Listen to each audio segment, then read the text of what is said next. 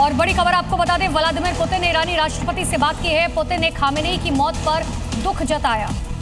Putin ने खलीफा की मौत पर दुख जाहिर करने के साथ ही तनाव कम करने पर चर्चा की है। पेजेश्किन ने रूस का शुक्रिया अदा किया है। मानवीय सहायता को लेकर भी पेजेश्किन की तरफ से पुतिन का शुक्रिया अदा किया गया।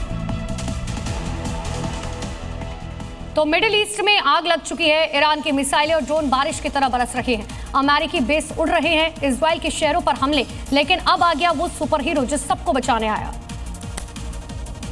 मिडिल ईस्ट में अमेरिकी बेस तबाह हो गए हैं और बर्बादी ना हो इसलिए अमेरिका ने अपने सबसे घातक एयर डिफेंस सिस्टम पैट्रियट को बड़े पैमाने पर तैनात कर दिया है। तुर्की के वलातिया में नाटो के साथ मिलकर पैट्रियट बैटरी लगाई गई। दक्षिण कोरिया से हटाकर सीधे मिडिल ईस्ट तैनात किया गया है। तस्वीरें साफ बता रही है कि पैट्रियट अब ईरानी मिसाइलों को बर्बाद करने का इंतजार कर रहा है।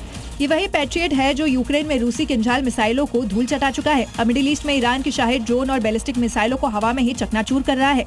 आखिरकार पैट्रियट क्या है? अमेरिका का सबसे ताकतवर हवाई रक्षा सिस्टम ड्रोन और मिसाइलों को हवा में ही रोककर मार गिराता है। ऑपरेशन टू प्रॉमिस के तहत ईरान ने एक बार फिर से इजराइल और मिडिल ईस्ट के अमेरिकी बेस पर हमला बोला। ईरानी मिसाइलों की 35वीं लहर से पूरा आसमान भर गया। हालांकि इजराइल और अमेरिका ने ज्यादातर मिसाइलों को इंटरसेप्ट कर हवा में ही नष्ट कर दिया। इजराइल भी ईरान के कई शहरों पर लगातार हमला कर रहा। आईडीएफ ने नया वीडियो जारी करते हुए दावा किया कि उसने पश्चिमी ईरान में मिलिट्री ठिकानों पर जोरदार हवाई हमले किए। कई ठिकाने पूरी तरह से तबाह हो गए। ईरान के साथ साथ इजराइल, लेबनान में भी जोरदार हवाई हमले लगातार जारी हैं। बेरूत में एक बार फिर से आईडीएफ ने हिजबुल्लाह के ठिकानों को निशाना बनाते हुए भारी बमबारी की। बता दें, लेबनान में अब तक 486 लोग मारे गए, 1300 से अधिक लोग घायल हुए। ईरान पर मिसाइलें बरसाने के लिए ब्रिटेन ने अपना ग्लॉस्टरशायर मिलिट्री बेस अमेरिका को दिया, जिसके बाद अमेरिकी सेना इस बेस पर एक्टिव हो गई है। इस ग्लॉस्टरशायर स्थित आरएएफ एयरफोर्स से कई अमेरिकी फाइटर जेट उड़ान भरते नजर आए। कुवैत में ईरानी ड्रोन हमले में मारे गए 6 अमेरिकी सैनिकों के लिए तेल अवीव में एक छोटा स्मारक बनाया गया।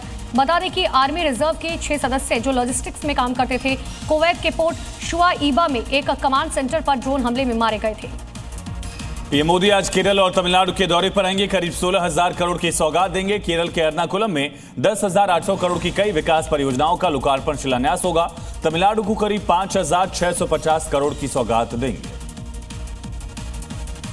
लोकसभा स्पीकर ओम बिरला के खिलाफ अविश्वास प्रस्ताव को लेकर आज भी गृह मंत्री अमित शाह लोकसभा में बोलेंगे, चर्चा को कंक्लूड करेंगे। बीजेपी ने कल के लिए व्हिप जारी करते हुए पार्टी के सभी लोकसभा सांसदों को सदन में रहने के लिए आज कहा गया है। केरल विधानसभा चुनाव को लेकर आज दिल्ली में कांग्रेस केंद्रीय चुनाव समिति की अहम बैठक होगी। बैठक में केरल के उम्मीदवारों पर मुहर लगेगी। इस दौरान राहुल गांधी, मल्लिकार्जुन खड़गे, केसी वेणुगोपाल समेत कई सीनियर लीडर मौजूद रहेंगे। मिडिल ईस्ट के संकट को देखते हुए एयर इंडिया ने फ्यूल सरचार्ज बढ़ा दिया। इसके तहत भारत के घरेलू और सार्क देशों के लिए फ्लाइट टिकट तकरीबन 399 रुपए तक महंगे हो जाएंगे। पहला चरण कल 12 मार्च से लागू होगा। डीआरडीओ और भारतीय नौसेना ने स्वदेशी एजीसी 150 कंटेनर का सफल परीक्षण किया।